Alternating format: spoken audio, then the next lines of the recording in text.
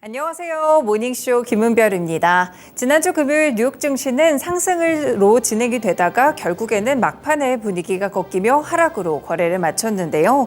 최근에 경제 지표들에 따라서 시장이 움직이고 있는데 이번에 하락 재료는 바로 지난달에 나왔던 비농업 부문 고용이었습니다. 예상치를 밑돌게 되면서 시장을 끌어내리는 모습이었는데요. 지금 고용이 식고는 있지만 미국 연준의 금리 인상을 막을 정도는 아니다라는 분석이 우세했고요. 다만 고용 지표가 이 정도의 완화를 보이면 연착륙에 대한 가능성도 함께 흘러나오고 있는 상황입니다. 이제 이번 주부터는 본격적으로 뉴욕 증시도 실적 시즌에 돌입하게 됩니다. 그리고 무엇보다도 CPI 발표가 있기 때문에 인플레이션에 대한 향방 살펴보시면서 금리 인상이 어떻게 될지 보시는 투자 전략 짜보셔야겠습니다. 네, 오늘도 모닝쇼 먼저 뉴스 체크해 보겠습니다. 네, 첫 번째 소식입니다. 제닛 옐런 미국 재무장관이 중국에 방문해서 고위 인사들과 함께 대화를 나눴는데요. 이 자리에서 이 제닛 옐런 미국 재무장관은 공급망 다양화를 추진하고 있다고 한 번 더 밝혔습니다. 중국을 배제하려는 디커플링이 아닌 공급망 다양화다라는 이런 의견을 내놓기도 했었는데요. 나흘간의 중국 방문 일정을 마무리하면서 베이징의 미국 대사관에서 개최한 기자회견에서 디커플링을 추진하지 않는다며 디커플링과 공급망의 다변화는 분명하게 구분된다라는 멘트를 날렸습니다. 옐런 장관은 이어서 디커플링은 양국의 재앙이 될 것이며 세계를 불안정하게 만들고 실행할 수도 없다라면서 강조하기도 했는데요. 일단 역동적이고 건강하고 자유롭고 열린 세계 경제를 추구하며 다른 나라의 한쪽 편을 들도록 하지 않겠다라고 이야기를 했는데요.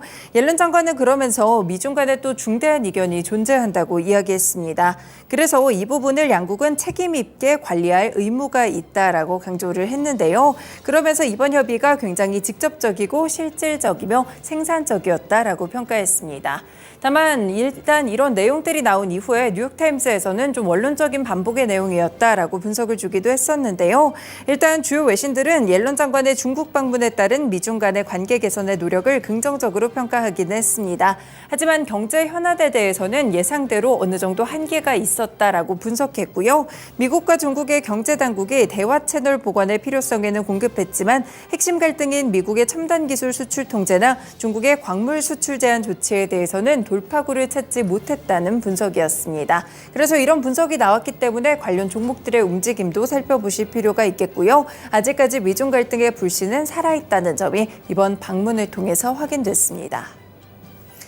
네, 두 번째 소식입니다. 조 바이든 미국 대통령이 현지 시간으로 9일 우크라이나가 아직까지 나토에 가입할 준비는 되지 않았다라고 밝혔습니다. 바이든 대통령은 CNN 인터뷰에서 우크라이나가 나토에 가입할 준비가 되지 않았다면서 전쟁이 한창 진행 중인 지금 나토 회원국으로 편입할지에 대해서 만장일치의 의견이 나올 것으로 생각하지 않는다라고 이야기했는데요. 러시아와의 전쟁이 끝나야 우크라이나의 나토 가입이 가능하다라고 본 것이고요.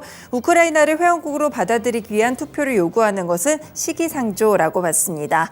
바이든 대통령은 우크라이나가 나토에 가입할 수 있는 자격을 갖추려면 우리가 합리적인 길을 마련해야 된다라고 설명했는데요.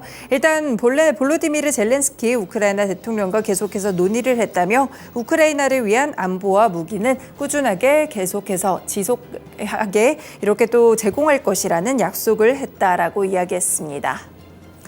네, 마지막 소식입니다. 개별적인 종목에 대한 소식인데요. 마이크로소프트 이제 애플에 이어서 시가총액 2위를 차지하고 있는 종목입니다. 이제 애플에 이어서 시가총액 3조 달러를 찍을 수 있다라는 분석들이 나왔는데요. 일단 애플이 시총 3조 달러를 넘어선 가운데 세계에서 두 번째로 비싼 마이크로소프트가 그 뒤를 이어서 3조 클럽에 입성할 것이라는 전망이 나오고 있습니다. 인공지능과의 전쟁에서 일단 우위를 점하고 있다는 것이 주가를 끌어올릴 수 있다고 본 것인데요. 전반적인 외신들에 따르면 글로벌 투자은행 모건 스탠리는 최근 보고서를 통해 마이크로소프트가 시총 3조 달러 가치에 도달하는 메가캡 기술주가 될 가능성에 대해서 높였다고 밝혔습니다.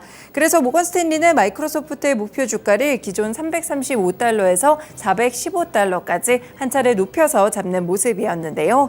지난 7일의 종가보다 무려 23% 이상 높은 수치이기 때문에 상당 부분 상승할 여지가 있다고 봤습니다. 모건 스탠리가 이렇게 마이크로소프트의 가능성을 높게 평가한 이유는 바로 생성형 AI인데요. 애널리스트에 따르면 생성형 AI는 소프트웨어로 자동화할 수 있는 비즈니스 프로세스의 범위를 크게 확장할 것이라고 이야기했습니다. 그러면서 이런 확장을 수익화할 수 있는 소프트웨어 분야에서 가장 좋은 위치에 있다라고 진단했는데요.